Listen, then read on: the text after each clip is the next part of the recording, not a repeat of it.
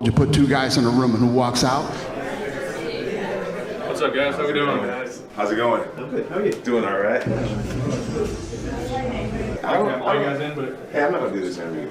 You don't want to do it? No, because it's gonna be an Aspinall fest. I'm not doing it. What just happened between Tom Aspinall and a world-class kickboxer has the MMA world buzzing like never before. Fans expected Tom, the heavyweight champ known for his slick boxing and powerful wrestling, to be the one dictating everything in a sparring session.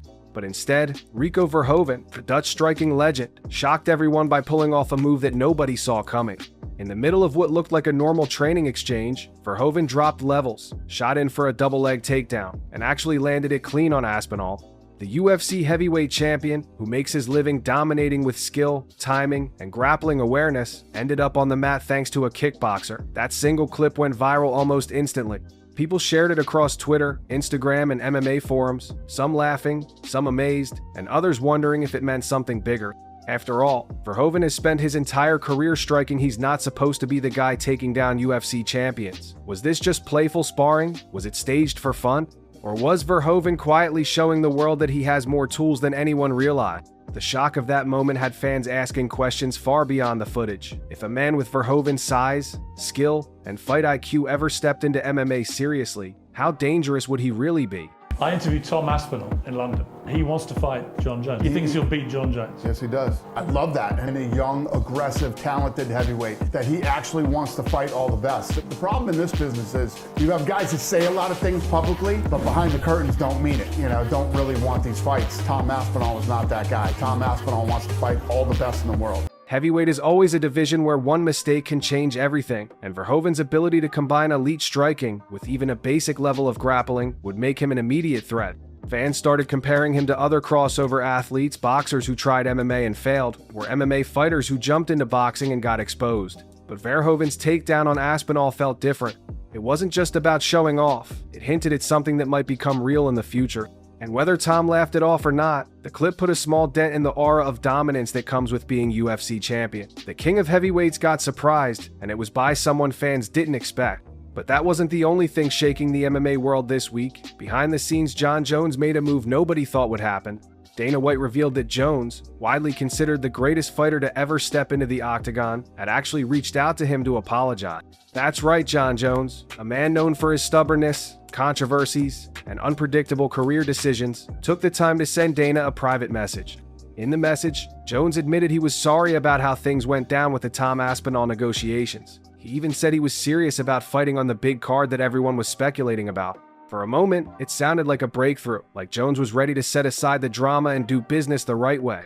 But Dana wasn't buying it. He said he appreciated the apology, but then he cut straight to the point he just doesn't trust Jon Jones anymore. In Dana's words, Jones may be the greatest of all time, but he's not someone you can rely on when it matters. He explained that when he's putting together massive events, he needs fighters he knows will show up, deliver, and not pull out at the last second. And when he thinks of reliability, he thinks of Conor McGregor. Dana said that McGregor, despite all his antics, has always been that guy ready to fight, ready to step in, never hesitating. The contrast stung. Hearing the president of the UFC publicly say he doesn't believe in Jones anymore was a reminder of just how much trust has eroded over the years. Fans who hoped the apology meant Jones versus Aspinall might actually happen were left disappointed. Dana slammed that door shut with no hesitation. While Jones was quietly trying to repair relationships, another fighter was loudly stirring the pot. Ilia Topuria, the new UFC lightweight champion and one of the sport's most confident personalities, decided to make headlines by posting a photo with boxing legend Terrence Crawford. Under the picture, he simply asked fans, who wins this fight? That would have been harmless enough, but Topuria wasn't done. He doubled down, declaring that if the two ever met in the boxing ring, he would knock Crawford out in the very first round. That kind of claim is designed to cause chaos, and it worked. Fans went wild. Crawford himself wasted no time in firing back. He laughed it off, calling Topuria drunk for even believing such a thing. He accused MMA fighters of underestimating boxing, of not respecting what it takes to master the sweet science. For him, Topuria's comments were pure nonsense, but Topuria didn't back down. At a press conference in Spain, he fired back at Crawford. He said that in crossover fights, it's almost always MMA fighters who step into the boxer's world. He pointed out that boxers rarely come to MMA, where the rule set is much more demanding and dangerous. He framed it as unfair, but also made it clear that he wasn't afraid of anyone. And then, in a twist that only Topuria could pull off, he started talking about the future not just in fighting, but in politics. He said he'd be open to running for president of Spain one day, following in Conor McGregor's footsteps of turning combat sports fame into something far bigger. Whether he meant it or not, the comment added another layer to his growing reputation as a fighter who was never short on confidence or ambition.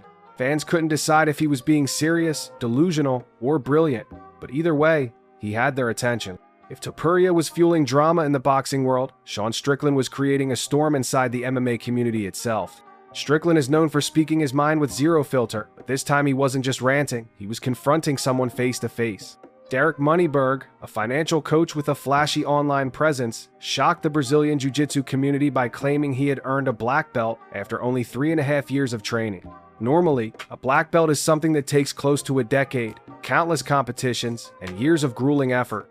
But Moneyberg said his 3,000 hours of training, private lessons, and non-stop dedication made it possible. He even claimed that Royce Gracie himself told him he had done the equivalent of 10 years' work in 3.5. The claim immediately set off alarms across the martial arts world. In BJJ, tradition and respect are sacred, and Moneyberg's fast track felt like a complete insult to those values. Strickland, never one to hold back, confronted Moneyberg in person. He filmed the encounter and posted it online, showing himself accusing Moneyberg of being a fraud and, even worse, of exploiting struggling UFC fighters by using their platforms to sell shady financial programs. The two argued, with Moneyberg trying to defend himself, but Strickland kept pressing. He said he would never use his platform to let someone scam fighters who were just trying to pay their bills. He called Moneyberg a scumbag, a fraud, and made it clear he wasn't backing down. Fans ate it up. Some thought Strickland went too far, but many praised him for standing up for fighters who don't always have the leverage to protect themselves. The video spread quickly, fueling debates about whether Moneyberg was legitimate or just another internet guru taking advantage of desperate athletes. In a week filled with chaos, this confrontation added yet another fire for fans to talk about. Meanwhile, a veteran warrior was preparing for one of the most dangerous challenges of his life. Yoel Romero, the Cuban sensation known for his freakish athleticism, was set to make his debut in bare-knuckle boxing.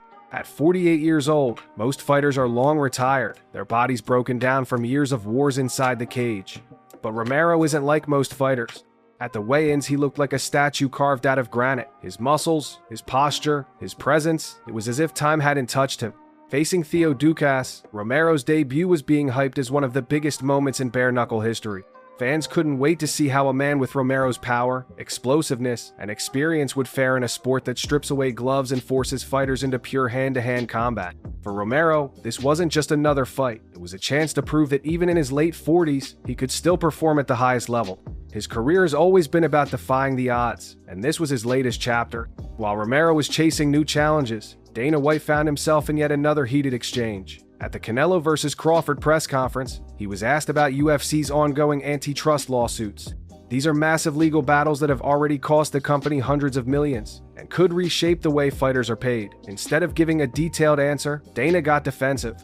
He told the reporter that if he wanted to talk about those issues, he should set up a private interview. He accused the reporter of trying to hijack the event and steal attention from the fighters on stage. The back and forth grew tense, with Dana dismissing the questions and doubling down on his stance that the press conference wasn't the right place for that conversation. Fans watching were divided.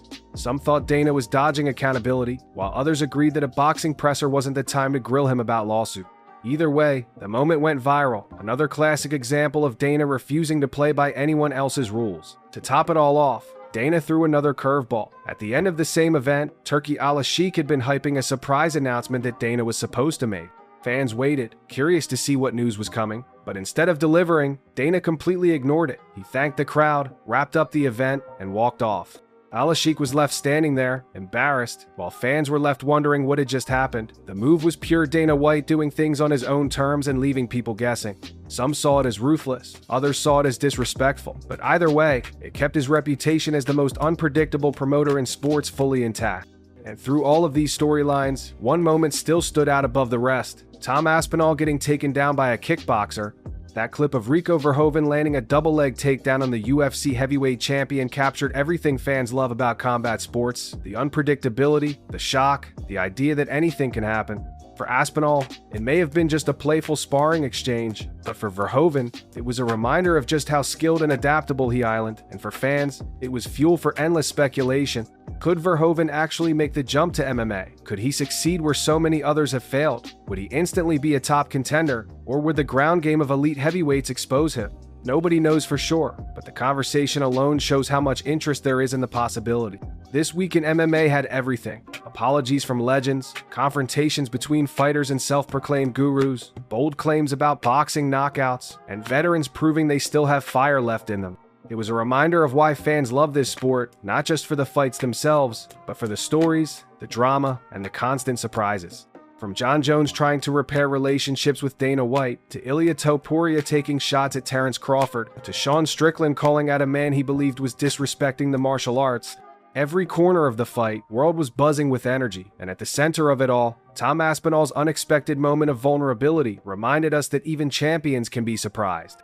Combat sports are never predictable, and that's what makes them so addictive. So here's the real question. If Rico Verhoeven actually stepped inside the UFC cage, how far do you think he could go? Would his striking and surprising grappling instincts make him an immediate contender, or would the grind of MMA expose the limits of his game? Fans will debate it endlessly, but one thing is clear: this week proved once again that in MMA, the chaos never stops.